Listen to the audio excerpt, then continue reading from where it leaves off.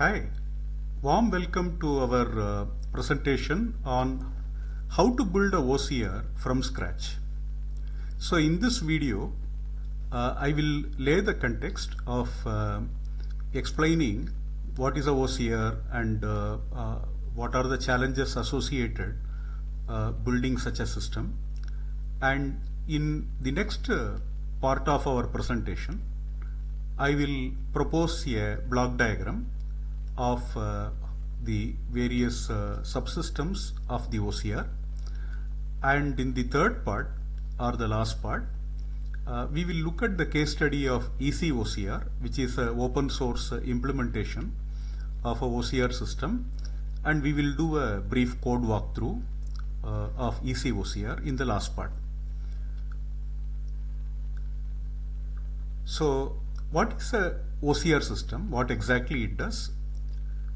So given an image that contains potentially some text, the OCR system extracts that text and returns it as either a JSON output or an XML output or PDF or HTML in some format that we can take and process it further.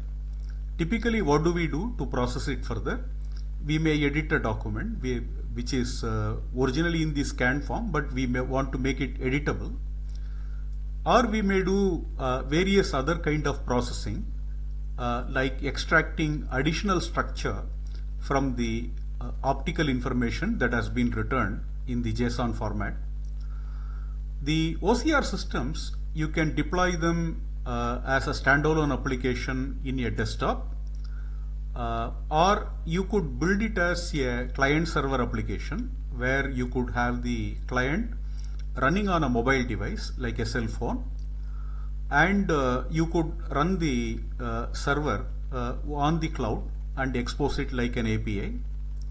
So in this particular scenario of deployment, the mobile system could also be doing the scanning, because most mobile phones have the camera, a high resolution camera.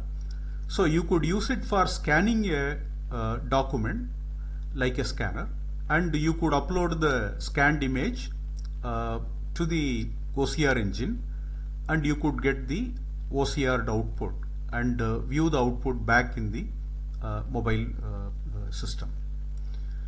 So we have various options to deploy our OCR, and based on the goal, we could choose an appropriate design strategy, which we will go through in sufficient detail as we move along further. So before we explain how to go about designing the system and building your own OCR, we like to look at why such a process is challenging, why it is a challenging project. Because one thought process may be like the OCR is being one of the earliest products to be looked at in the AI space. Is it not a solved problem? Why is it so challenging that it is still attractive for us to do such a project even today?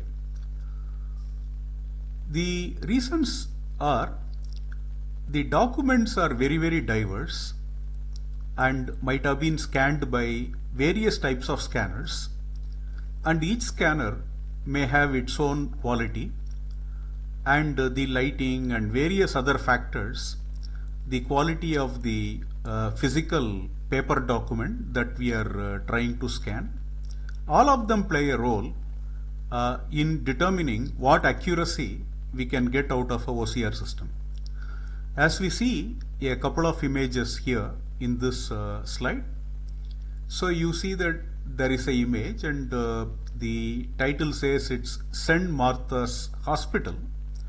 As we see here, it's not so clear even for the human eye, but we will be able to make out what exactly is the title. And you could see Bangalore here, for example.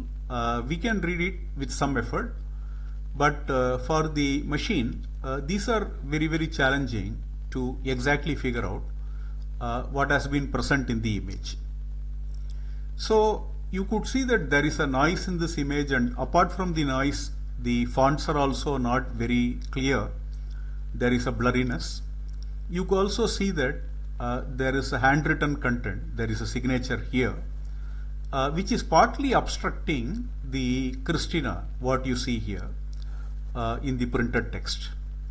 Similarly, if you look at the invoice, a shopping mall invoice, in the right side of the slide, you see that there is a noise over here, and also there are various blackening here due to the probably due to the photocopying noise. So basically you get the picture. I have shown a couple of examples here, but there are many complex examples that tell us why this is a challenging project. Another major issue that comes is when the images have colored background, that presents an additional challenge. And sometimes logos may be overlaying the content, stamps like the company seal and so on. And there may also be watermarks in the printed paper. We already saw examples of blurry text. And from the content perspective, another challenge is that there will be lookalike characters. For instance, if you look at the lowercase l character in English alphabet, it will look similar to the character 1 or the pipe symbol. So whether it is a pipe symbol or a L character or it is a 1 numeral, how do we determine it exactly? So this is one source of ambiguity that we will often encounter. In very well printed documents, this ambiguity, the issue will be far less severe. But if the document itself is not very clear, if there is a noise, these issues become quite challenging. Now we will look at a high-level pipeline of the OCR. We have an image as the input. As you see here, the image could be a JPG image or a PNG image or TIFF image, and any standard image format that's supported by most of our libraries. It could also be PDF, where the PDF could be a scanned PDF, and the output of the OCR could be in JSON format or XML, PDF, HTML and so on. So basically from the scanned image we get a structured output here, which could be passed to a downstream process that can allow editing of this document. So with the pure image, the scanned image, it's not amenable for editing, but the output of a OCR is editable and searchable. So we will discuss more on the design of this pipeline and what exactly are the building blocks in this pipeline in our next part of the video. Thanks for watching. Looking forward to seeing you in our next video. Thank you very much.